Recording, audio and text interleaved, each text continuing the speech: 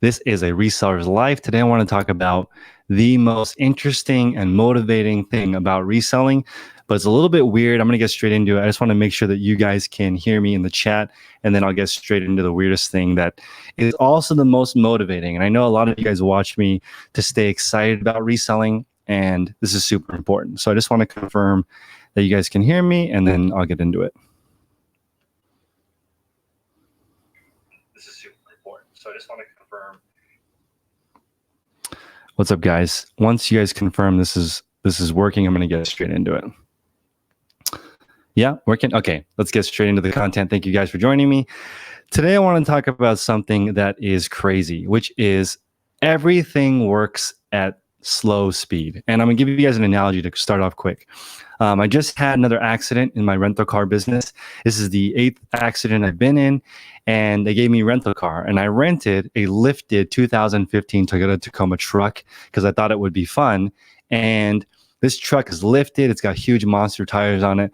And it's awesome, under 50 miles an hour. It's like designed to go over logs and drive in rivers and stuff. It's very cool. But once you hit 55 miles an hour, this car feels like it's going to explode. It's just not built to go fast. It's just built to maneuver. And it made me think about reselling, because every single model with reselling works at slow speed. That's what I want to talk about. You can do anything. You can do thrifting. You can do retail arbitrage, where you go to Walmart, Best Buy, Target, and flip stuff in the clearance section. You can do consignment. You can do business clean outs when it's the end of a season. Let's say for a clothing store, their fall line is now at the end and they want to sell their spring line, and you buy all their fall line at the last day of the season. This stuff all works at slow speed, meaning if you are operating on a small scale by yourself, maybe with 1 or 2 other employees, it's perfectly fine. But once you go fast in any kind of model, things start breaking down, and it gets really screwed up, and it's really hard, and also requires a lot of maintenance. And that's something that I really want to point out. As you guys are growing your eBay in e-commerce businesses, or Amazon or Poshmark or whatever you're doing, when you start adding moving pieces into your business, the complications start multiplying. It starts growing really fast, and the problems and headaches start to grow. This is why a lot of entrepreneurs say that my main job is putting out fires. And that makes sense, because you have all these people working in your business that don't care about the business as much as you. I'm going to give you guys one more example. Sorry, there's a dog barking outside. Of a bakery that's near where I live. It's called Arizmendi's. This bakery is owned by the people who work there. So that means the cashier, the janitor, the people who bake the bread, all those people all earn different amounts of equity in the company. But if you go into that bakery, it's run perfectly because everyone that works there really cares about the business, because it is their business, and they're able to scale and grow this bakery. That's amazing. And of all the businesses in the Bay Area, there are very few that operate like on this cooperative type nature.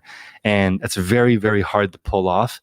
And it's incredible they're able to do that. But imagine you have a reselling business where all the listers, sourcers, shippers, they all own a piece of the company in a way that's significant, so they actually care. Then it wouldn't be as crazy and things wouldn't be as hectic growing. And of course, larger companies try to do this with stock compensation, performance bonuses, but it's not the same as like you being a true owner of the business. This is why I think it's so powerful and so inspiring when you look at husband and wife teams. So if you guys look at people that are doing it, husband and wife, or husband, wife, and a kid, and they're basically, extremely, everyone in the business cares a lot. And that's just really because of the nature of owning the company. So everything at slow speed, works just fine. You can pick any model, just get started. Cheeseboard in North Berkeley is actually the same company as Arizmendi, I believe. It's part of this co-op group where they all own a piece of the company. And when you are in that type of business, everyone just cares a lot. So I want you guys to just know, that's why I think this is the most motivating part of reselling. Every single model works. So I'm now going to put in the chat sort of the 20 most popular categories. I'm going to go over this again. If you guys sell in any of these categories, let me know in the chat or let me know what's working for you. But specifically, what sells super well is electronics. Small electronics sell super well. iPods, iPads, laptops I would consider small electronics. Then books and media. In the top 100 eBay stores, probably 30 of them sell only books and media, DVDs, CDs. Those still sell super well, but you do need to do some serious volume for that to work. Video games is super popular. If you want to just look on sites like Zik Analytics or Terapeak, you'll see that there are millions of searches for every type of video game console. Compare that to, let's say, Banana Republic pants. There are like 2,000 searches for that. And for pants in general, there's still only like 20,000 searches for all of pants versus millions of searches just per console for video games. So just look at the demand and you'll see why most people on eBay just sell in these 20 categories. You have home goods. Home goods is, I think, just past clothing. So if you guys sell clothing, in the chat, let me know if you sell clothing. But home goods, which is stuff around the house, actually passed clothing. So it's now the largest category on eBay. That's stuff around the house, kitchenware, knives. I think the 7th largest eBay store just sell knives. That's it. One product, one category. Toasters. You guys know Rally Roots. They're another reseller team on YouTube. They sell a lot of home goods. I bought a couple of the home appliances I use from them. So home goods is a massive category. If you guys are in that category, let me know. There's also necessities. Necessities is chapstick, shampoo, lotion, this type of stuff that people use on a day-to-day basis. Make sure that you understand the expiration date and whatever is required for that category and grocery, but those sell super well. Clothing, half of all online sales are clothing. I just want to point out how incredibly large the clothing business is. Let's take a look at the company StockX. eBay at one point, I believe, had 90% of all shoe sales. This is something I got from the Clutch Swag. And you saw companies come in like Zappos and take some of that market share. And then StockX came in with just one brand, just Nike. And I think they're a $1 billion company now. There was an executive level person at eBay. His name was Scott Cutler, who's now the CEO of StockX. That's how big they are. Like a executive level from eBay went to lead that company. That's how huge it is. That's just sneakers. If you look at Poshmark, they just opened a Kicks market. Sneakers is a massive, massive, massive market. So if you guys are in the selling sneakers and you want to go to the outlet and hunt, that business is wide open. There are literally millions and millions of shoes sold every single year on all of these platforms. It's a massive category. It's also the most counterfeited category, so be careful there. Vintage, if you guys sell vintage or collectibles, let me know in the chat. Vintage and collectibles is a fantastic market because people pay a lot of money. You can turn $1 into 300 in this particular market. You may have to wait a little bit for it to sell. Notice one category that's not in the top 20 is antiques. Now, that's not saying that antiques don't sell well. They do tremendously well. But the market for heavy furniture is kind of dying. The trend is more towards light, easy, disposable, trendy, great looking furniture that you can just throw away and get new stuff. Sites like Wayfair online have furniture for basically any piece of furniture for under $300. Compare that to a mid-century modern couch that might sell for $4,000. That's great, but hard to find. Also, not as in demand as before, just because there's less people who can afford it. Okay, we're gonna get into the next category, which is celebrity items. So celebrity items sell super, super well. I have a friend that works for Kylie Jenner. Kylie Jenner, I'm not sure the relation to the Kardashians because I don't really follow celebrity culture, but maybe you guys can help me in the chat. Kylie Jenner's team has 200 people on it, and she sells like lipstick. So that's it. So if you want to get into the celebrity culture, that stuff sells like crazy, but you have to figure out a way to get in and become a distributor. Nostalgia is massive. A lot of things that people couldn't afford as kids, now that they're adults, they can just jump right in there and try to get that. So that is a very powerful way to get into high profit stuff, is nostalgia. People will pay a fortune to get their original thing that they couldn't get as a kid. Americana is massive. You guys will see these Coca-Cola signs, those big gasoline signs that are porcelain from back in the day. I don't know if you guys remember, but back in the day, I interviewed this gentleman who did $20,000 a week on eBay. That's a lot, okay, by himself. And I was asking him every question, like, where are you getting this stuff? He was saying places like Auction Zip, shopgoodwill.com.org, whatever Goodwill site is online, local government auctions, govdeals.org, liquidationbulk.com. And I was thinking, how are you doing $20,000 a week by yourself? Usually people who buy from these sites, things arrive in giant pallets. How are you doing that? How can you break down all of these lots and sell it that quickly?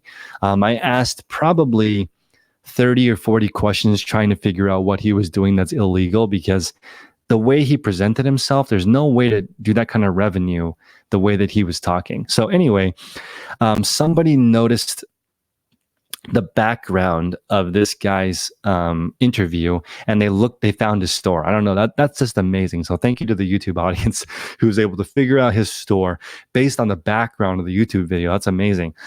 And they found out he was selling counterfeit porcelain signs from companies that went out of business and no longer hold any intellectual property. So he was selling fake vintage items at the rate of $20,000 per week. Incredible. And there's basically no IP violation because the companies went out of business.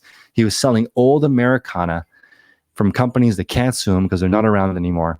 And he had something like 10% negative feedback. I don't know if anybody in the chat has ever seen anybody with 10% negative feedback, but that's very hard. You could basically send something super late. As long as the person gets it, they're probably not going to leave you a negative feedback unless you did something really wrong. This person had 10% negative feedback, and they were like, fake, scammer, I want my money back, but he refunded me immediately. Fake item, fake item, fake item, fake item. And this guy was still on eBay, even though he had 10% negative feedback, because he wasn't really violating any eBay policies. Like, it's not illegal to sell goods like that. So he had just found this crazy loophole. So that's just amazing to me. Today we're, guys, for those just joining the chat right now, I'd appreciate it if you smash the like button, but we're talking about the most interesting thing I think about reselling, which is pretty much any model works at a small scale. And this is important because you don't need to perfect your plan before you get started. And sometimes I give some tough love on YouTube and people hate it. When I talk about the fact that you need to go home, list stuff, do the bookkeeping, learn how business works, people get really angry and they unsubscribe because they don't want to do that. And I thought I was motivating people to go do that, but they're not. They're just watching other YouTube channels. So I'm actually going to just slow my roll a little bit and let you guys know that this is going to be a motivating video. Okay. And the motivating part of this is every single model works at small scale. So just get started, grow it to a certain pace. You'll start to see when the wheels start falling off, that means you're finally getting to the point where it's difficult to scale. And that's where a lot of people find themselves, including myself. You can just see everything starts to explode once you start to grow. Things start getting screwed up, orders start falling through. When I outsourced my customer service, I got probably 10 negative feedback in the first 3 months, just because the people who are answering the emails don't care about the business as much as me. Stuff falls through the cracks. The way eBay messaging works, they don't see the previous messages threaded. So they would just answer the most recent question and it wouldn't address the original question, and somebody would become upset. So once you start growing, once you start outsourcing, things start to break down. And that's just the normal part of reselling. I don't want you guys to get too frustrated. Okay, now I'm going to go to some more categories that sell super well. Coins sell super well, collectible coins. Currency is a massive market. In case you guys don't know, it has one of the lowest store fees. It's like 6%. So instead of 9% or 10% with clothing, it's lower. It's 6% because currency has a very high sell-through rate, but it's also relatively low margin. So they're trying to help out the sellers a little bit. Let's go to the next one, which is bikes. Bikes are awesome. I recommend you sell a lot of them locally. Memorabilia is huge. Musical instruments, cell phones, laptops, stuff for kids, stuff for babies, stuff for families, special event stuff. Also seasonal. So I don't know if you guys are in this market as well. Also, I forgot about Duncan. I don't know if Duncan's category, I think it's called Ephemera, that's the category of like vintage letters and postcards. That kind of stuff does sell very quickly. So if you guys have any questions, ask Duncan in the chat. He usually, if you look at the sell-through rate in his store, it's super, super fast. So it just depends on what category you're in. You want to look for things that have a low supply but high demand. Vintage ephemeral is the best. Yeah. I don't know how to find that stuff, but other people like Duncan do in the chat. So you definitely want to network. And this is what I'm talking about, guys. This should be very motivating to you to know that almost every category works when you're first getting started. That should be extremely motivated. Once you start really diving in and figuring out who controls what, then of course it starts getting very, very complicated and more complex and more errors happen. But right in the beginning phase, you can sell anything. What about prescription only stuff? Yes, that's a little bit tough because you do need a doctor for prescription stuff. So I would be careful selling it.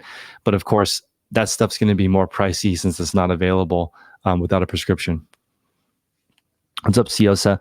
I am going to be doing a few more reviews. So if you guys are looking for store reviews, you can grab one on my Patreon for $35. Or if you're really struggling, maybe email me and let me know what's going on in your store. And case by case, I may review your store for free if you need help. But right now, I am getting a little bit more into coaching. I'm starting to potentially toy with the idea of getting a warehouse. That's what my wife wants me to do. So newly married, she's saying she wants me to put all my eggs in the basket of reselling and take, a break from social media because the reselling opportunity is massive. It's so big. And I know that what people want is me to just tell you what to buy, what's sold. But that's not all reselling is. Most people who resell for a living do not have a problem with supply. That's why most of my videos are not just buying what's sold, what to buy, because that's only a small part of it. You still need to figure out how to list quickly, how to get the stuff to turn that's not selling, how to manage your money. All that stuff is really important. So for me, I want to be really useful to those people who are trying to build like a extra income versus just what to buy. That's okay, but that's really not the entire point of reselling, and that's not the whole pie. That's only a piece of it. And I've just been talking to some really cool influencers lately and asking them on their opinion, because on my channel, most people just want to buy. So maybe you guys can let me know in the chat what you think I should do with that. There are probably 10,000 people who watch my channel that only want to buy. How do we get those goods to resell? Sorry. Let me know in the chat right now. How do we do that? Do you in the chat want to buy stuff from these people? Maybe I can try to hook up a forum. Duncan in the chat's mentioning my Discord group. My Discord group is awesome. It's $12 for life. You can get in there. Duncan's one of the main people in there that helps people out for free. So if you want to join that group, I'm just trying to keep out the annoying people. So $12 for life to join that group. It's on my Patreon as well. But again, what should we do with all these people who only want to buy? This is a puzzle that I have. It's been bouncing around in my brain, and my Wife said, just get a warehouse and have everybody ship all this stuff to you, and then you resell it. So Nate is saying reseller boxes. I don't want to do wholesale because there's no money in wholesale. All the money is in retail. The reason why I don't want to do liquidation or closeouts is because the margin on the goods is so low after you take out the cost of listing it and all that stuff. The margins are horrible. I tried that. I tried 7 employees listing 200 items a day.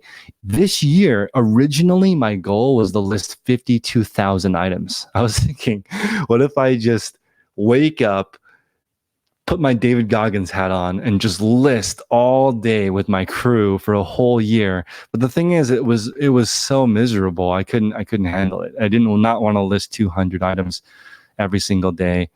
And then wholesale boxes work. I'm just saying, I'm selling it to people. When I did the wholesale boxes, I sold goods to people for $5 so they could sell for 15 and net 5. Easily sell for 15. These are MSRP $50 items, brand new Adidas shirts and tank tops and outerwear that sell for between $15 and $20. I was selling them for 5. I sold like 100 boxes in 5 minutes, but I only made like $500. And the people who bought the boxes made like $2,500. I was making 50 cents or $1 per item, and they're making $5 to $10 per item. So I don't want to do the wholesale anymore. I want to retail the items. Duncan is saying, don't do consignment. I know this is sort of the issue. I don't want to do consignment because what if I get a bunch of garbage, right? And I don't want to just buy it because I don't know what it is before looking at it. So it's a bit of a challenge. But if you guys had an army of 10,000 people shopping for you, how could you make a system so they would all bring you ready to sell stuff? Because the majority of people, guys, only want to buy. Okay? How do you find wholesale items to resell? It depends on what category. So BK vending and flipping, let me know what category you're looking to buy wholesale. But usually the way that you find wholesale items to resell is pretty straightforward. You open a brick and mortar or a warehouse, step 1. Step 2, you go to trade shows, or you just start calling online and you say, hey, I have a store looking for wholesale items. Here's my resale license number. What's the process for opening up a wholesale account with you guys? When you have a brick and mortar and a real store, it's very easy to do that. When you're doing it from your garage, it's not very easy because they don't want to do business with people out of their garage. They want to work with real stores. You would too if you were one of those companies. So Yosa says ThreadUp sends back what won't sell or just donates it. That's true. It's just I don't know if I want to do ThreadUp. ThreadUp worries me because I don't know if they earn money. The stuff that's going into ThreadUp doesn't seem like it's earning them a lot of money. Maybe ThreadUp Lux. But I'm actually thinking of local drop-off points. So let's say Revolve This where are you located? ThreadUp is a huge scam for anything under $100.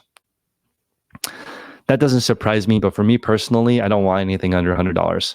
I want people only sending in great stuff. They get a lot of free inventory that people don't want back, and they make them into mystery boxes. That makes total sense. I don't want to do that, though. I don't want to be scammy. I want to be a legit business person, and I don't want to do wholesale. I want to do retail. They didn't like consignment. You can just send it back. I could just send it back to them, but I'm thinking about a local drop-off point. So I want people to drop off the items at a local spot, have somebody look through the box, make sure that all the garbage just gets sent back right on the spot. I don't want it coming in and going sent back out. I don't want it coming in and then me turning it into a fake mystery box. That sounds horrible.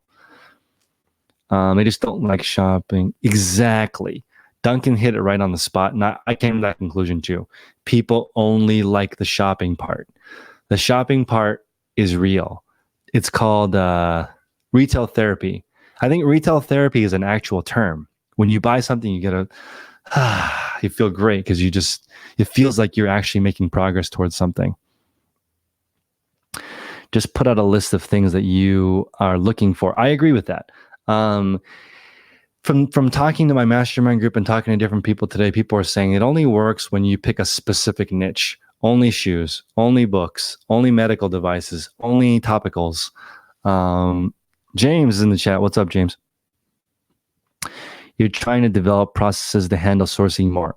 Agreed. James, how do you make use of the 10,000 random people who watch my channel that only want to source? James, this is a puzzle for you. Help me figure this out because, okay, you guys have to smash the like button because I have to share something pretty amazing with you guys. There's a gentleman in the South. I think this is, it's kind of questionable because some people say Oklahoma is in the South. Some people don't think that Oklahoma is in the South, but this gentleman has 6,000 square feet of unlisted inventory. If that doesn't make you smash the like button, then I don't know what will. That is amazing. 6,000 square feet of stuff that's unlisted. That has to be a new record. Okay, you thought you were killing it with the death living room or a death closet or a death house. No, this guy has a death building. Okay, 6,000 square feet of unlisted inventory. Holy crap. Is he hoarding? I don't know what that is. And I was like, I said, what's the size of your eBay store? And he said 253 items. This guy has 253 items and thousands and thousands and thousands of unlisted items. That's amazing. Holy crap. Yeah, maybe he does need help. That's amazing. So I said, can I fly out to where you are and we'll just make lots. We'll just start selling this stuff like crazy. And he was like, no. I want to get full pop for everything. And I'm like, man, that's crazy. You're a hoarder and you're greedy. That just doesn't work that way. You can't get rid of this stuff at full pop. Do you even know what that means? Like, you have 253 items listed, dude. Wow. That's crazy. 6,000 square foot for a death pile. Yeah, and sounds like you, David. No, you're not, David. You do not have 6,000 square feet of stuff that's unlisted. That's incredible. It might be an emotional thing because I'm not a psychologist, but I do think buying stuff makes you feel better. Greedy hoarder makes me yeah, I know. He wants all the things. It's really a rough thing. And that's tough too because you spent your own good hard-earned money on something. And I do want to bring up another point, which is now I have been doing consulting. I've never done consulting before for resale. I've always thought I'm not qualified to teach people how to resell. In a sense, the reason was because I didn't fully get how to help people narrow down their ideas. Now I do. I know. So for example, a lady called me. She has a jewelry business. She has $32,000 in sales. She wants to get the $38,000 of sales. We looked at her store. I'm sorry. She wants to go from 32,000 to 60,000. She wants to double her sales. So we looked at it. We adjusted some stuff. It went from 32,000 to 38,000 because she changed some of her policies. Now to get from 38,000 to 60,000 per month, what she needs to do is double the amount of listings that go up each day. I know exactly how to help this lady do that, right? We need to look at how her day is spent, all her listing processes, and grow it. So I know how to do it because I know how to get rid of the stuff in your life that's making it so you don't have time to do what you're supposed to do. The most straightforward way to be successful at reselling is to turn off all social media stuff and just resell all day. That's actually what my wife wants me to do. Just get a warehouse, resell all day, turn off social media, become rich in 5 to 10 years, have a couple kids, call it a day. I just like doing YouTube and social media stuff, so she's okay with it. But she's like, that's not the straightest way to become rich. The straightest way to becoming rich is to take advantage of all these retail businesses going out of business because Amazon is so evil. They're offering, okay, let me know if you think this is evil. This is freaking ridiculous. Okay, James, this is kind of crazy. There is right now Amazon's running this program where you can get goods that are locally sourced in delivery in 1 hour. So for example, auto parts. You want a battery for your car, instead of going to the auto shop and buying it, they will deliver it in an hour just to get that business away from that local company. So that's scary. If that doesn't scare you, I don't know what would scare you. I'm going to look at James's comments. He said, it's easy, develop a team, set minimum profit goals, and build clear processes. Yes, James, this is something that I think is pretty interesting. I myself would also like that. I would like to only do listing because I enjoy the processes, the business, figuring out space, figuring out logistics, building charts of what happens. I like that more. Um, it just gets a little bit gnarly for me after in the scaling part because there are new things that I didn't predict. So this is why in the beginning of the video, I was talking about the part about reselling that's really motivating is that everything works in small quantity. Having one or two thrifters or sources is easy. Having one or two whatever is easy. But once you start growing and scaling, it's the stuff starts to break. James is saying the limiting factors are sourcing high profit stuff. Number two, you need an office. I agree. But this is the thing. Working at home with a small team, super easy.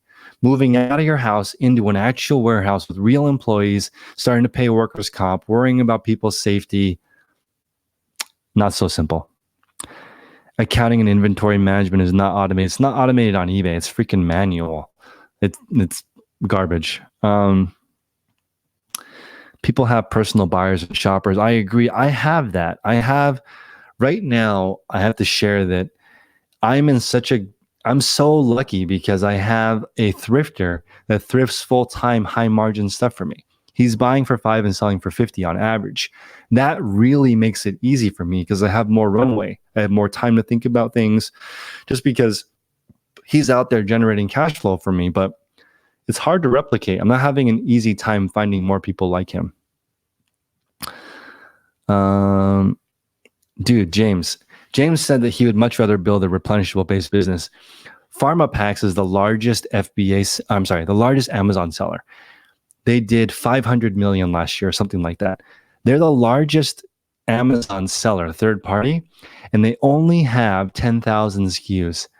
That's not that many, guys. That's 10,000 SKUs. I remember when I was 10K on the Bay, I was trying to do 10,000 SKUs by myself. The largest Amazon seller only has 10,000 SKUs. But as James just mentioned, they're all replenishable. Mind blowing.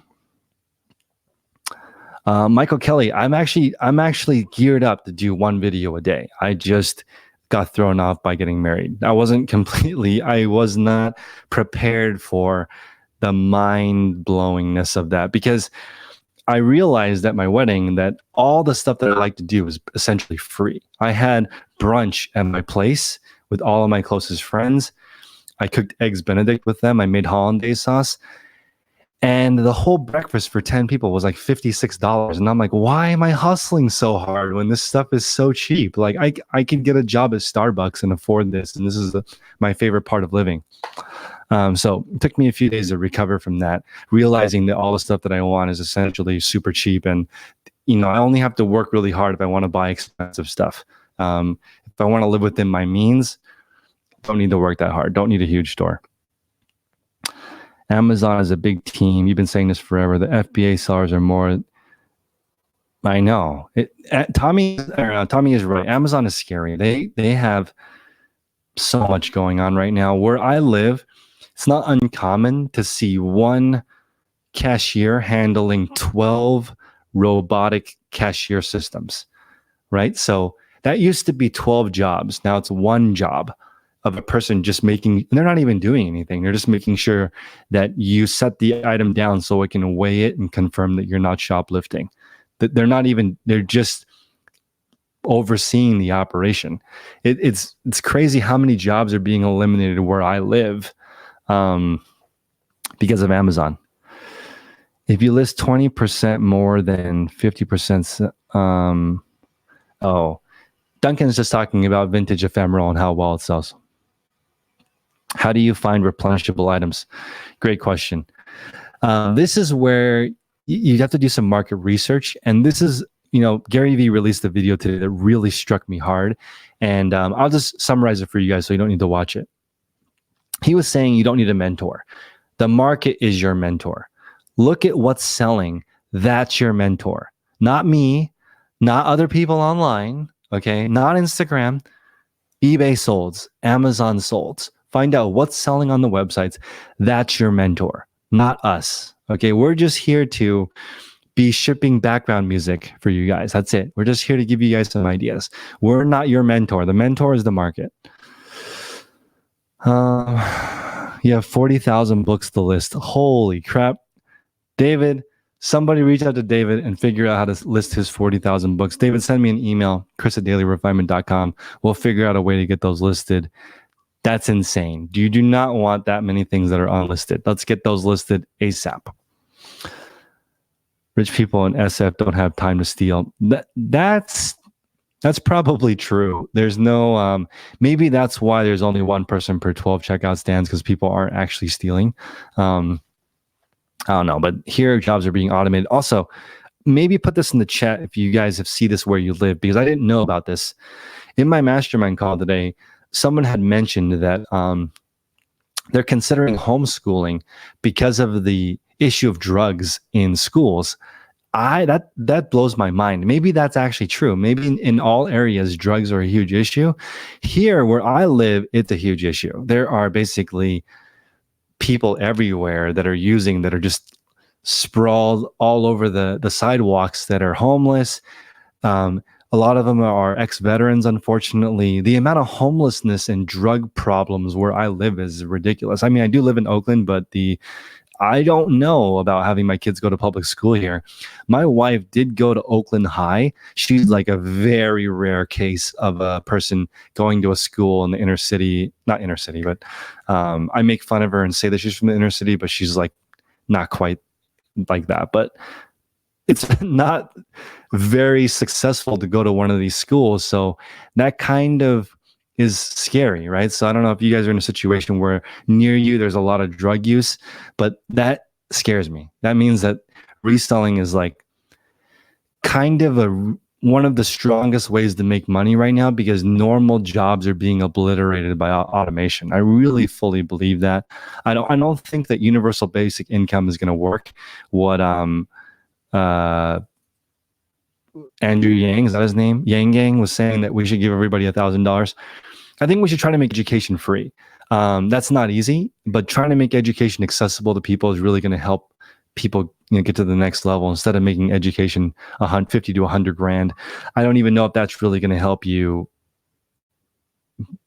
get to where you need to go, but making education more freely accessible. That's why instead of offering a really expensive course, my course is $35, because I want it to be accessible. I want regular people to use it.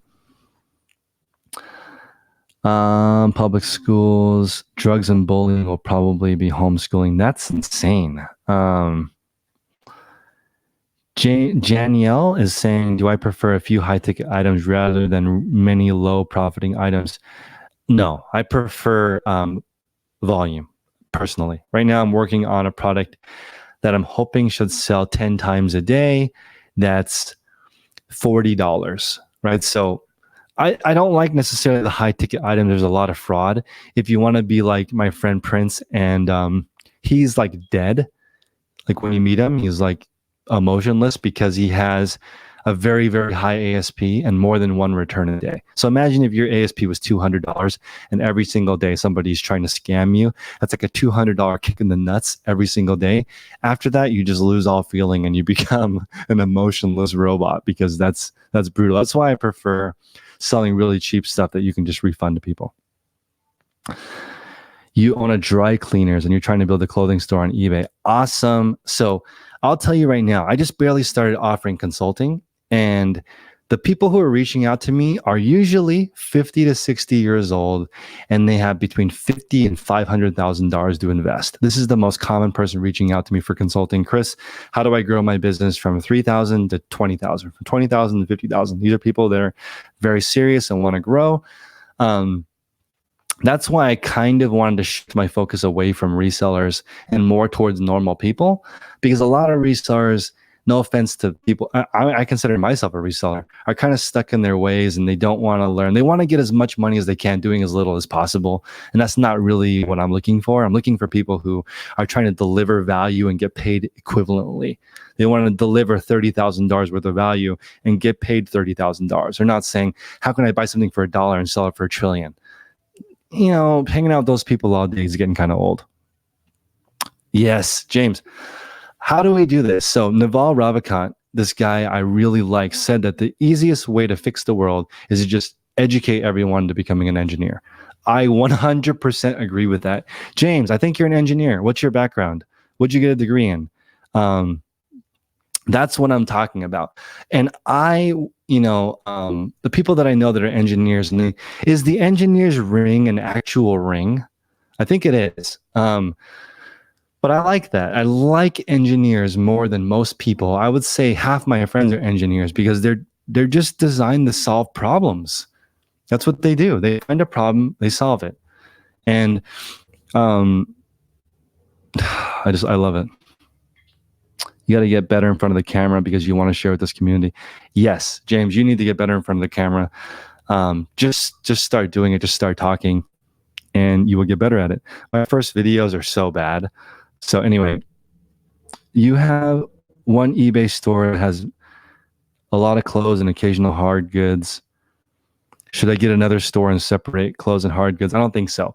If you're just selling used goods, there's no reason to get a second store. The only reason to get a store that's on its own is for branding. If you were James's awesome grocery, or if you were, if James opened a store that was only reselling Trader Joe's, the grocery store stuff, it would make sense to brand it that way, so people could order more than one item. But it doesn't make sense, in my opinion, to separate a used goods store. It doesn't make sense because there's no repeatability or buying. People are just buying one item in your store, most likely.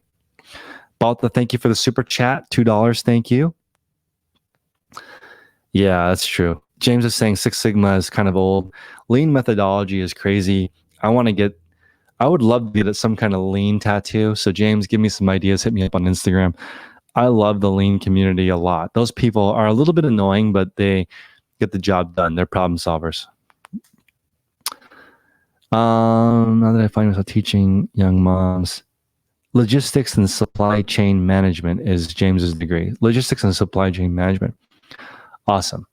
Yeah, I think that everyone should become an engineer and just become a problem solver. I think if you want to be really happy, you should marry somebody who's in customer service, sales, or engineering, because hopefully they can reverse engineer your happiness and try to figure it out, because that's those people's jobs. Education is the whole. Hey, Tommy, that's an interesting thought. Tommy is saying education holds people back. So, okay. Thank you for clarifying that. Maybe I'll try to be more specific. I think that apprenticeship is the best way to learn something. Apprenticeship and community. If you guys were to come over to my place and we were to go together and go looking for stuff, come home, you guys look for me searching for stuff online to find.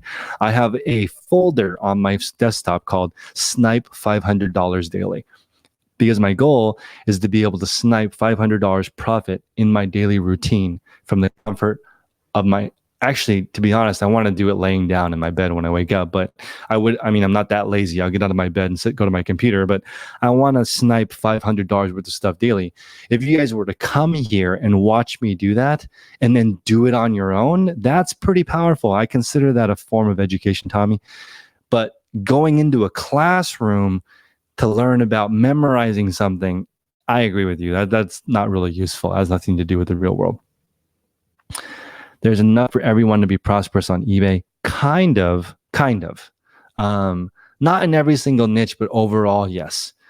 Because looking at, let's say, my buddy Prince, he talked about what he was selling, and people were not able to sell the same thing. They didn't have the right suppliers. They weren't buying enough quantity. They didn't know who to contact.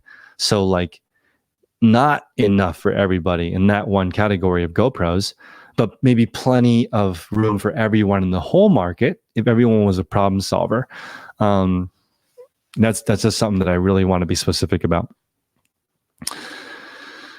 James is saying he wants to figure out how to fulfill government contracts with wholesale, other stuff. Okay, maybe you guys will like this. Smash the like button if you do. It is one of the largest hacks in reselling, which is adding business-to-business relationships, or even better, business-to-government relationships. So fulfilling a government order, fantastic. They're going to pay on time. They're going to make massive orders. You may have to kill somebody for that. Maybe I'm not supposed to say that, but I don't know how you're going to get that government contract necessarily. But Government contracts, business contracts really, really, really help you grow. If you look at Angie Cardone, she's one of, I think Angie Cardone Nelson, she won Entrepreneur of the Year here in the Bay Area. She has like 14 or 15 employees. All she's doing is fulfilling the business contracts that she has from liquidation. So this is interesting. Maybe James would find some value in this. She has these contracts of people liquidating goods. She has all the licenses to erase all the sensitive data on all of these devices. Then she resells the stuff, usually to other resellers. So these resellers, resellers pay on time. They're buying stuff in quantity. She's getting stuff in and out with business relationships. She's not even having to list it, really. That's a really powerful way to do business because you've got large chunks of money coming in and out without you doing much listing. What's up, Josh? You just hit 168 active and $6,000 listed. Fantastic. In my previous video, I said that you can achieve sort of a level of financial independence if you reach 40K listed, and you can maintain that with a 1/3 sell-through rate and 1/3 profit. What that means is you have 40,000 listed, you sell 12,000 each month, roughly a third of that's profit. That's $4,000. That's what $1 million would yield you with the 4% rule if you're retired.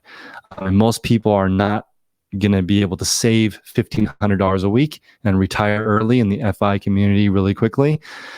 So maybe just, if you can get 40,000 listed, you're making that 40,000 a year. It's kind of like FU money. If you live frugally, even in California, you can get by on 40 grand. You can't own a place, but you could rent and live on 40 grand a year.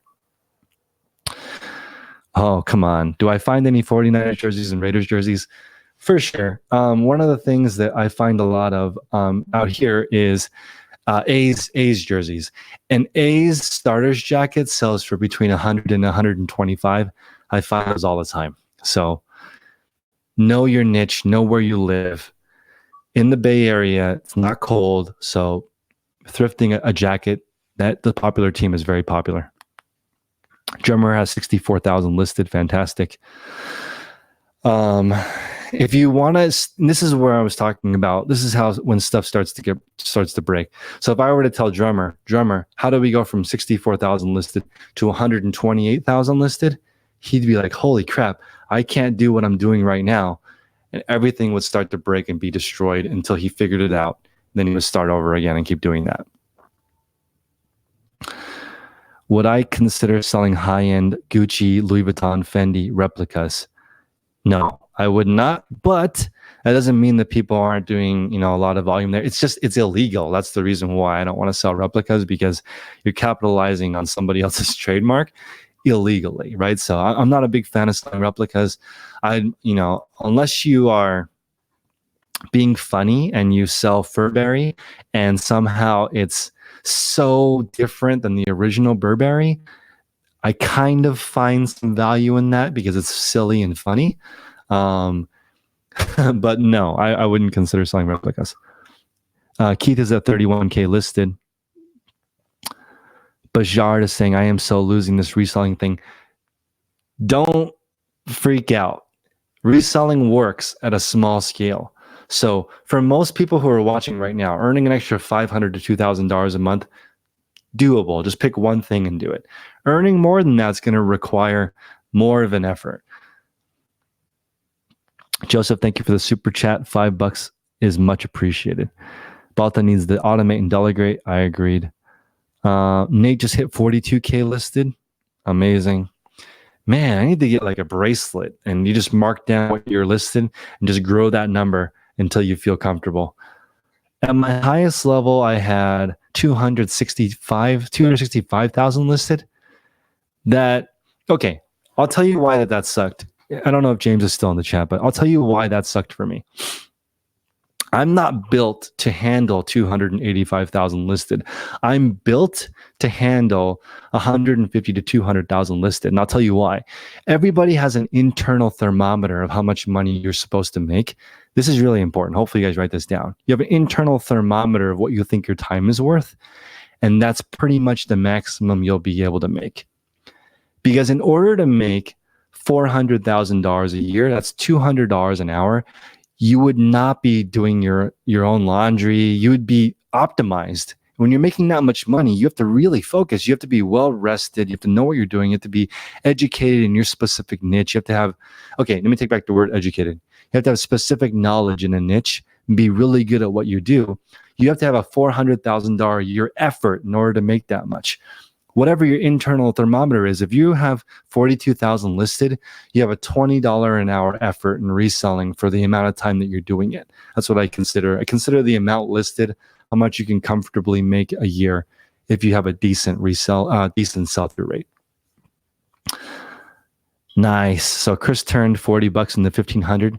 That's exactly what I'm talking about on this video. Everything works on a small scale. Anything you try, you can sell dried lavender for a profit on a small scale. Poshmark is slow but steady. Poshmark is the bomb. I can't talk about Poshmark. I want to be as low key as possible with my Poshmark closet. I even saw it popped up just 4 days ago on Poshmark. There's this huge feed on what happens if this scenario happens because of this scenario, and it's a controversial topic. And it got a ton of likes and comments and stuff, and that's just, Poshmark has a very specific demographic. And if you sell to that demographic, you're going to do just fine. So that's all I'm going to say.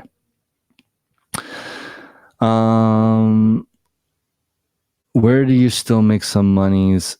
Oh, that's true. Making money on bad buys is great. That means that the actual cash value, this is an important topic, guys. Come in. Actual cash value is this term where it's the actual value of the item if you're trying to get cash in the market immediately. So as an example, one of my cars just got totaled.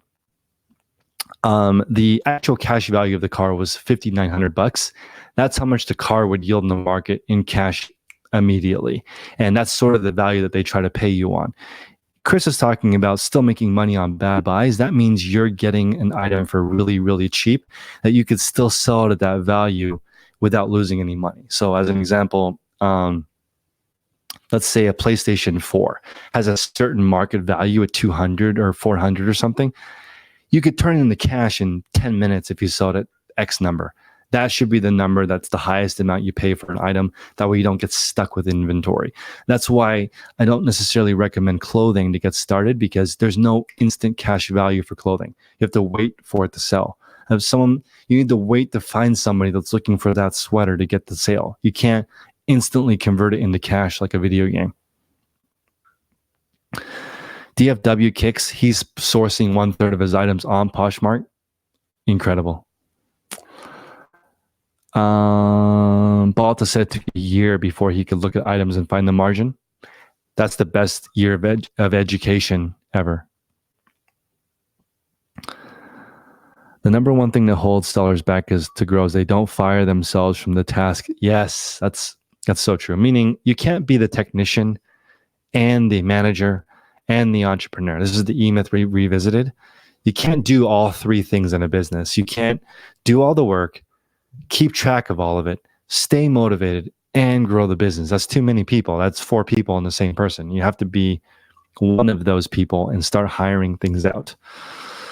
That's so true, James. It's not that easy, though. You got to find people that can replace you. And most people are so worried about what they want. They don't care about what that person wants. And you have to get what you want by giving them what they want. So what's that guy's name? What's the motivational guy that said that?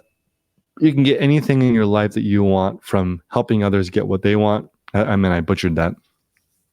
Zig Ziglar. Zig Ziglar said, you can get anything you want in life by helping people get what they want. Man, that sounds horrible. He said it a lot more eloquently than that.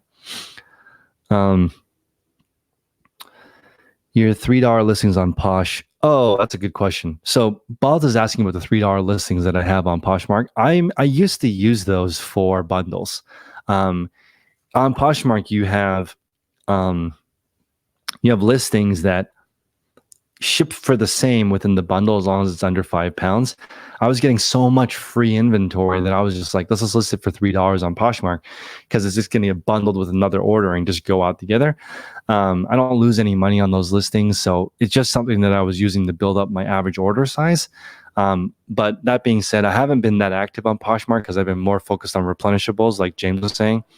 I'm actually spoiled because I have items now that sell every day, and it's kind of making me lose a little bit of the fire to go thrifting, but not really. I mean, because I was just thinking, backing up a little bit back to my life advice that no one ever asks for. What would you do if you were already rich? For me, I would still resell. I like looking for opportunities in the marketplace. That's something that I enjoy. And thrifting is part of that. I enjoy going out and looking at what's available. So me personally, I do enjoy that.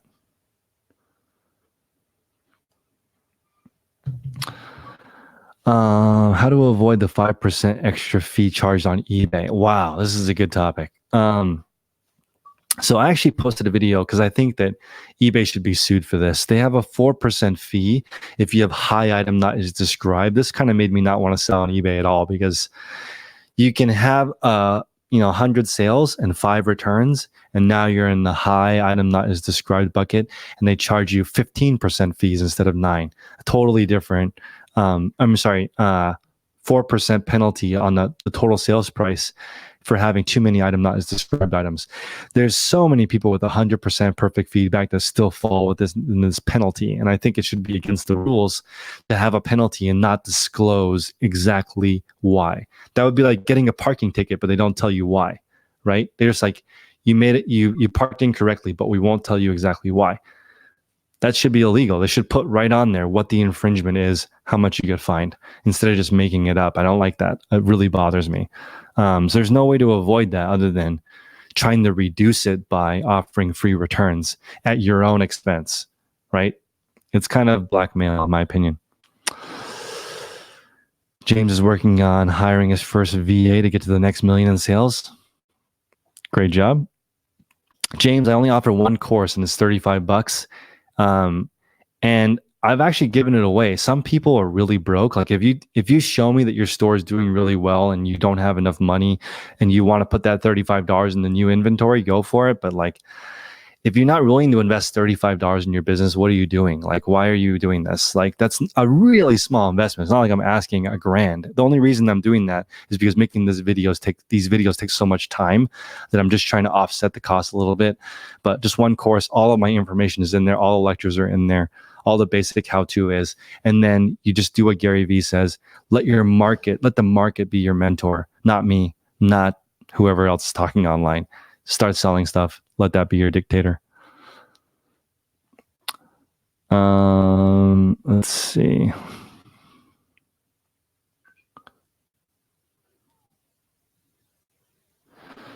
Let's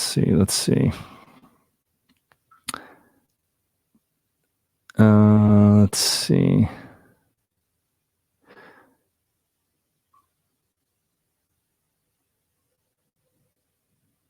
Where do I find the course I have with the web address? It's dailyrefinement.teachable.com. Code YouTube gets you half off, so it's $35. I mean, courses are courses. I don't think that they're that important. I think accountability is bigger. Community is bigger. That's why documenting is so useful. Go online, talk about what you're doing, and it goes big.